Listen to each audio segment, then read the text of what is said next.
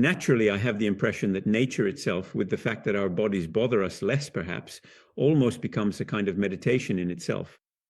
Think about when you'll be 90, 95, 100 years old, a gathering of elderly people who understand that they have this more intimate side, the one with children and babies.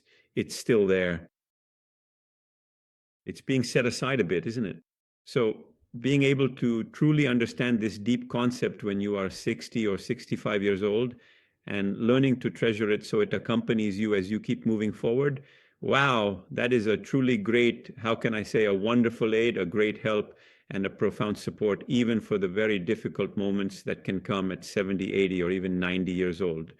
This is because you know deep down that you are not just that physical body and that limited mind. As you said, it is like the cloud and the router. So you focus much more on trying to understand the cloud, meaning that eternal part, which isn't physically here, but which we still are, right? You could probably even think about completely eliminating the deep-seated fear of dying even by realizing your true nature. In the context of Shaolin culture, that is absolutely the perspective. In other words, the idea is that the journey of life is made up of constant changes, physiological changes, cellular changes, changes in experiences and so on, changes in physical locations. So I move from one place to another with two major moments of transformation, birth and death. But they are seen purely as moments of change, as transitions, not as the beginning or end of the journey, but simply as two major moments of transformation between which there are thousands, tens, even hundreds of thousands of other small changes, both minor and major, that happen every day. The idea is precisely that consciousness, the spirit, does not end with the body and with gray matter. It transforms and continues. Then there are plenty of metaphors. One that is often used at the monastery, which I like for its simplicity. Let's imagine there's a little cloud named Enzo. This little cloud travels through the air for 90 years, and then one day the humidity condenses, it rains, and the little cloud Enzo is no more. But the moisture that made up the little cloud Enzo, once on the ground, is absorbed by the soil and flows into a river. Are some parts of that river now Enzo? I don't know. The river flows into the sea. The moisture is now part of the ocean. Is the ocean Enzo, or at least are some parts of the ocean? It evaporates and creates another little cloud. Enzo 2, or its part Enzo, part something else. So this is a very simple way to describe how, in Shaolin culture, this journey of life is seen. And therefore, the fact that you are not the cloud, you use the cloud for a period, you use the cloud for a while as a way to move around in this life. But have you ever considered the possibility that in this day and age, society is constantly exerting pressure on us to define our very identities through the lens of the cloud, don't you think? Because comparison, even for young people compared to the past, today with social media and so on, comparison is often really tough, isn't it? Because that person is successful, that one has a beautiful girlfriend, a nice car, that one is smart, that one graduated from university. And so we have unfortunately lost the true deeper sense of what a school should be, and even the very essence of education itself, which is meant to be a journey that teaches us we are something far more significant and valuable than what can be measured through this constant narrow lens of social comparison. It is certainly much easier to say than to actually do, but you already possess a significant level of familiarity with these complex topics to really understand them deeply, because the broader society around us simply does not provide that clarity unless it is society's own internal game, for better or for worse, that pushes us to go to such absolute extremes there in order to finally discover that we are something entirely different and more profound. I don't see it as so black and white, in the sense that if society, culture, or whatever it may be, gives us incentives to improve ourselves, gives us motivation to do our best on this journey of life, to give as much meaning as possible to this journey, then that's a good thing. Obviously, these incentives need to be positive. And of course, we have to find our own purpose and not simply conform to a purpose that might not even be ours, but is imposed by society. For example, having a nice car is seen as a status symbol, and I end up being brainwashed into thinking that this is the goal to achieve a certain social status. So I blindly pursue that goal without realizing that it might actually be completely misleading compared to the path I should really be taking. So as long as we are able to discern these things, If I then receive stimuli, even ideas or opportunities to improve myself, to do better, all the better. If I have good examples, for instance, you are an excellent example of how to create a project at a stage in life where, as you described, many people think about downshifting, but instead you did an upshifting with a very beautiful project, which probably helps hundreds and thousands of people to improve their quality of life. So it's great if you see another longevity influencer who inspires you to do even more and do even better. What you said earlier is fundamental, in my opinion. That is the fact that compared to what might seem like a sacrifice, eating a certain way, exercising, and so on, you might later find yourself. Today, it's truly sad to go into a nursing home and see elderly people who can no longer get around on their own. I mean, it is honestly not a very dignified or honorable way to conclude your journey on this earth and pass away like that, almost as if you are being unceremoniously pushed out the door before you are truly ready to leave. Sorry? We have a guest. How Nice. we have a guest. And it really makes you think deeply about this. Is it much better to invest a bit of your precious time right now, make a few small sacrifices today, or live with heavy regrets much later on? I repeat, it's not really a sacrifice. We can look at it from the perspective of how lucky I am that I'm physically able to, for example, work out. Many people aren't that lucky. Without even mentioning people in their 70s, 80s, or 90s, there are young people who, whether because of illness or accident, are in a wheelchair or in the hospital every day. Terrible situations recently. An acquaintance of mine passed away at a very young age because of a sudden aggressive illness. So being grateful for the fact that today I'm healthy enough to be able to work out. What luck. And enjoying your own physicality. It's a pleasure to move your body. We are made to run through the woods, not to sit on a chair. Maybe in 10 or 20,000 years, evolution will give us the shape of a chair and we'll be made to sit 24 hours a day. But for now, no, for now, we are made to walk, to move, to interact with our environment.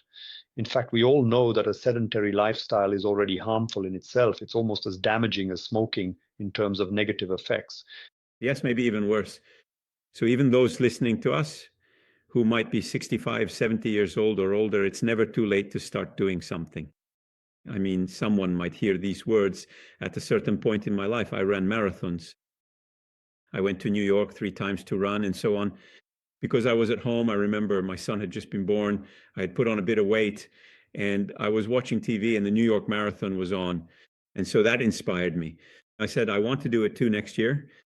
See, excuse me, this shows that influencers, in this case television, can sometimes have a positive influence. Yes. It's true. It's true. And so then I signed up, hard work, training, and so on. Maybe I even cursed myself, like, what idea did I get into my head? Because at that point, it was still very much about showing that I could do it. It wasn't really for me, for my energy, for my own well-being. That was still a concept that came later after this. I would really like to help ensure that few people end up in nursing homes. The goal is so that when you reach the impressive milestone of being 100 years old, you can still regularly go to the gym for a workout, spend quality time hanging out with your dear friends, or travel to far off places, because living this life by being just a little bit healthier every single day truly allows us to enjoy every moment to the fullest. Connect to that cloud and better understand what a gift this is and what we're supposed to do here, because I start from the assumption that we're not here by chance and that we have something to do here.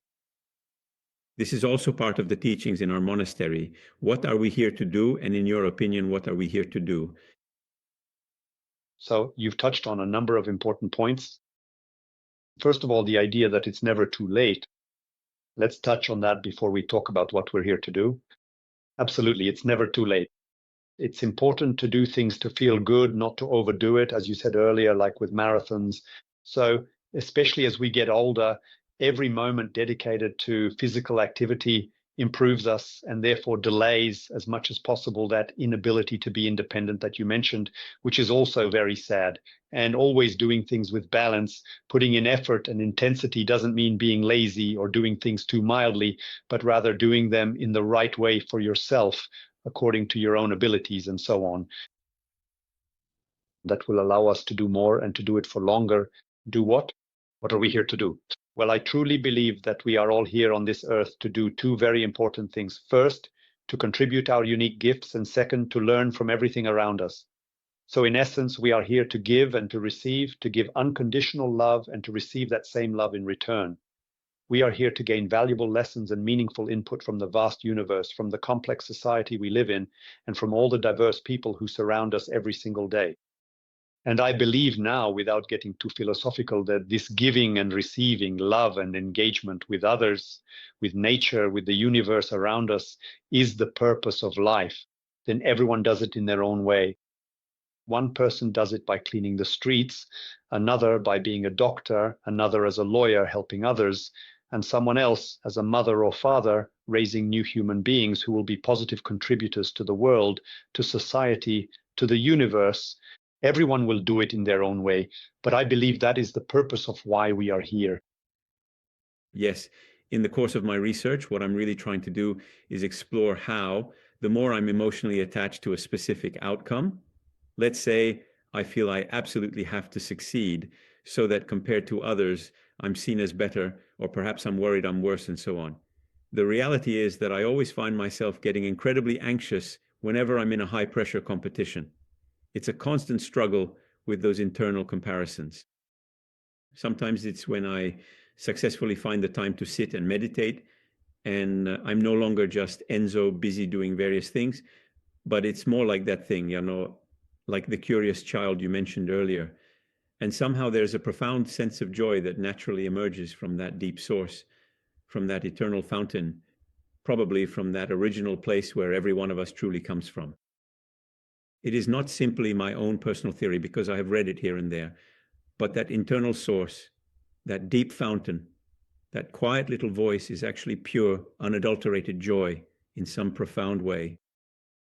Then we put this veil over ourselves and move away from that pure joy because, let's say, we get impressed by something, so we start struggling like crazy. But when we manage to do things with great determination, with wisdom, and get closer to that, well, that is when we are in pure joy. Then we can act and contribute from that perspective, not simply because we want to win, but because we are truly driven by something deeper. Many people even approach spiritual matters almost as if it were a spiritual competition. It's incredible. I've also seen this in the longevity space, where now so many people are talking about biological age, and it almost seems like they're competing with each other over who can claim the lowest one. Soon they'll be declaring themselves as children. Someone will say, I'm 50 years old, but I have the biological age of an 8-year-old. So even in that, there's this competition. Competition is somewhat part of being human when we detach it from the spiritual side. So if we look at the more primitive aspect of body and mind, the survival instinct, at that point, competition is part of that survival instinct. If I am above others, I have more resources, more food, almost at a primal instinctive level. I think that going back to the source, as you rightly called it, is about understanding that those primal instincts are just that, primal. They're also a bit primitive, and we can go beyond them. And I believe that's one of the great potentials of modern society. I mean, not so long ago, just a few generations back, survival was an integral part of daily life. Finding something to eat, avoiding dangerous people or animals. So we were truly living between life and death on a daily basis. And therefore, most of us, by necessity, had to be devoted to survival. That's why most of the sages of the past actually came from privileged backgrounds. Take Buddha himself, for example. Why is that? Because they didn't have to worry about what they were going to eat for dinner, so they could think about the meaning of life. If you had to worry about finding something to eat for dinner, the meaning of life took a back seat. We are probably, for the first time in history, in a situation where most of humanity doesn't have to worry about what they'll eat for dinner, or where they'll sleep, or whether a wild animal or a bad person will come after them tomorrow.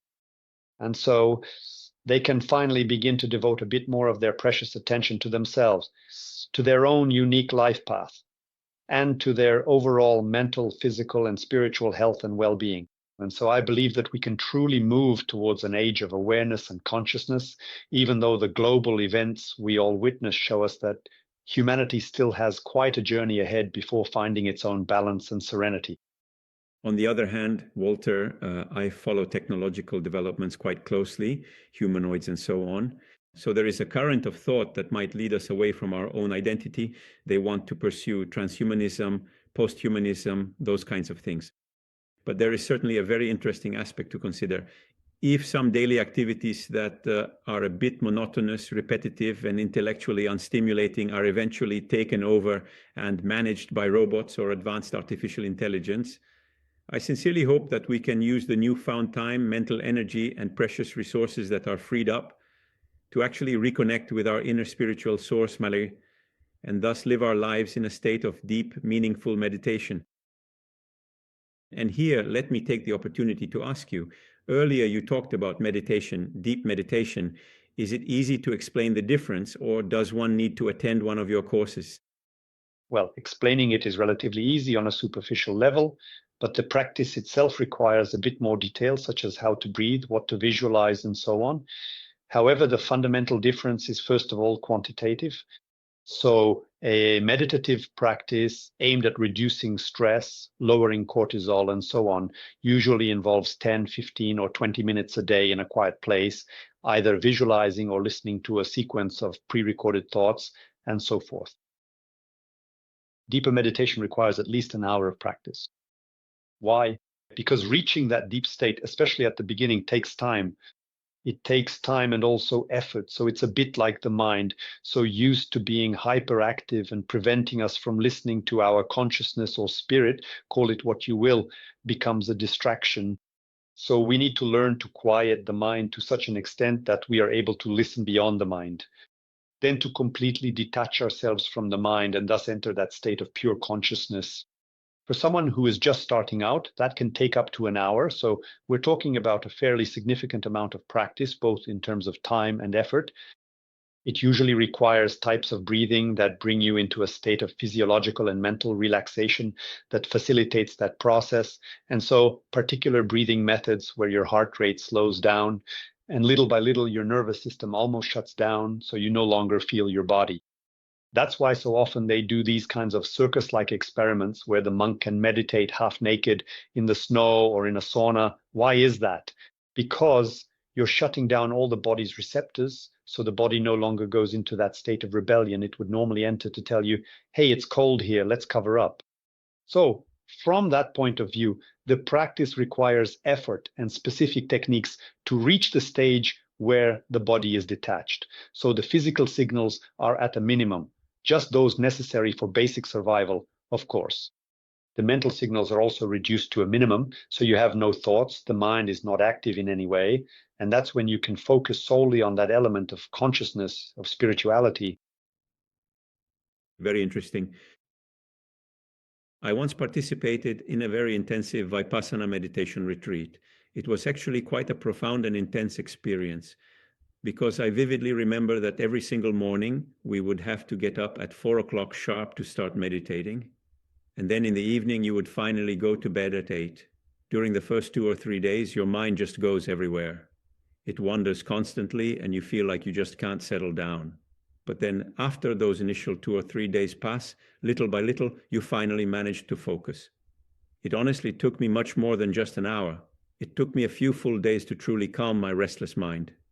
And once you do, you really feel like you're in a state of total ecstasy, in a state of pure walking, but walking in a way like St. Francis was said to be walking, something very much like that, a sense of absolute pure bliss. Sorry for interrupting you, but there's a detail you touched on that I think is very important. All these practices, a bit like if we want to use an analogy with physical activity, need to be done with the right progression. So it's not like I wasn't meditating until yesterday and now I'll meditate 10 hours a day. I really risk ending up in a problematic mental state because I'm not used to that level of detachment from body and mind. So there's a risk that my mind could go into a sort of panic. And I could actually bring up things that I had, as they say, swept under the rug, things that should be brought out little by little, not all at once. Because sometimes I even rediscover traumas, emotional states that I had hidden from myself, and they come to light in that stillness. Paradoxically, many people experience such mental noise in their daily lives. Why? because it's an artificial way to cover up certain things they don't want to listen to. So when they start to quiet their minds, the subconscious presents them with the bill for all the things they've buried. So these are journeys that need to be taken gradually, starting step by step, and only then moving on to the marathon, when you're ready to run the marathon, not when it's still much too soon. So to sum everything up, Samaka, at any point in your life and at absolutely any age, you can always begin your journey by simply walking, then gradually walking a bit faster, perhaps doing some basic squats, or even performing various simple exercises right at home, just doing something beneficial for your physical body. You can simply start by turning around in your chair, moving something, and then gradually progress from there. The very same principle applies perfectly to the mind. You can easily start with just 5 minutes or perhaps 10 minutes of practice. And so this beautiful combination of both mind and body, remembering always that it is not a difficult sacrifice, but rather a profound joy to be able to do it, is essential. Because in truth, not everyone in this world has this specific joy, so we should be deeply grateful to be able to do it. And by consistently doing it, we naturally improve our physical tone and also our mind's inherent ability to truly relax. And if we want to talk about the ultimate reward, it may often seem like we do this just to get a reward, but the real lasting gratification is that we can become not only much healthier, but also, probably as a direct result, live significantly longer and make much better use of this precious life. This allows us to reach those higher levels of awareness that so many of us are constantly seeking. But why am I here? I can't be here just to work, can I? There must be some reason. And so we all have this somewhat hidden desire to understand why we are here. So why not take advantage of the second half of life to face this question head on and try to understand why we are here? You went all the way to China, up a mountain into a temple. Maybe it would be less exhausting to do it from Locarno. Absolutely. But at the same time, it's also about accepting that right now I am here to talk with Enzo on the computer. And so I rejoice in that and put all my passion and love into it. And when we finish talking, it will be almost dinner time and I'll be here to cook dinner. And I put my passion and joy into that and into petting the cat and into working tomorrow morning and so on. So also not to seek, we are always searching for these ultimate answers like the meaning of life. The purpose of life might not be some grand purpose. Maybe it is for some people, maybe not for others, but regardless, right now, the purpose is this podcast. And so it's about enjoying this rather than thinking, I'll be happy when in 3 months I'm doing that thing over there because that's what I really want to do. That automatically prevents me from enjoying and finding meaning in life for the next 3 months. Whereas right now you are giving meaning to my life. So I thank you. And it's a pleasure to be here with you because at this moment, this is my life. The profound and special moments that we have shared together are truly beautiful and deeply meaningful to both of us, and we have thoroughly and sincerely enjoyed every part of this meeting ourselves in its entirety. Thank you. I speak, you speak, and the words, so if someone resonates with what we've said, maybe we've even managed to inspire a little, just as I was inspired by that marathon on TV, or by reading your story, by meeting you, by sharing with you. In some way, we're all a bit of a teacher to each other, aren't we? Exactly. And so I am truly grateful that you have improved my life a little and that of the people who are listening to us. I don't know if you want to add anything, because as we've been chatting, we've almost reached an hour. And if there's something you think is important for my longevity audience, which stands for the ability to become long-lived, healthy, wise, and happy. And it is a beautiful name, and my compliments for this project and for the name you chose. I would conclude by saying, you mentioned the word teacher. You said we are all a bit of a teacher to one another. That's absolutely true. And it's important to learn from others. But above all, I hope that those who listen to this podcast will awaken their own inner teacher a little, because I believe that within us, we already have all the answers. We just need to learn to listen to our heart a bit more than to our mind or to the society around us. And so I believe that if each of us listens to that inner teacher, who, by the way, knows how to be used, because very often we're great at giving advice to others, but then we don't apply it to ourselves. So if we awaken our inner teacher, It will be the one who knows exactly how to train us, how to guide our meditation, and how to help us fully experience every moment of this beautiful journey that is life, with all its challenges, even the big ones, which in a certain sense are also beautiful. So, for those of you who are currently trying your best to awaken that wise inner teacher, but perhaps find that your teacher is being a bit lazy and could really use a helping hand right now, I will be sure to put the direct link to your website and all your social media handles in the description box below. You offer such wonderful courses, and you truly participate in the deep improvement of human beings in a very meaningful way. Could you please say a few more words about how people can connect with you personally to continue on this beautiful path of self-discovery? Of course, I do various activities. Sometimes I organize retreats. I participate in other people's retreats. I give lectures and so on. So I have a range of quite different activities. I would simply suggest, as you already mentioned, to include my link. All listeners are more than welcome to write to me, even if they have questions. I am more than happy to answer any questions. Through the contact information, there will hopefully be a chance for us to meet and for us to meet each other as well, because for now we only know each other virtually, but I hope we will meet in person in Ticino. Yes, very gladly. Also, because the topic of well-being, of both mental and physical health, is a subject that is a nice hobby as well. It has become a sort of passion. So just imagine the figure of the Shaolin monk who unites mind, body, and spirit is kind of the symbol. I could say, I could have called it longevity, Shaolin mastery, something like that. So thank you very much, Walter. I want to say thank you again. It has been an absolute pleasure. For me as well. Until next time.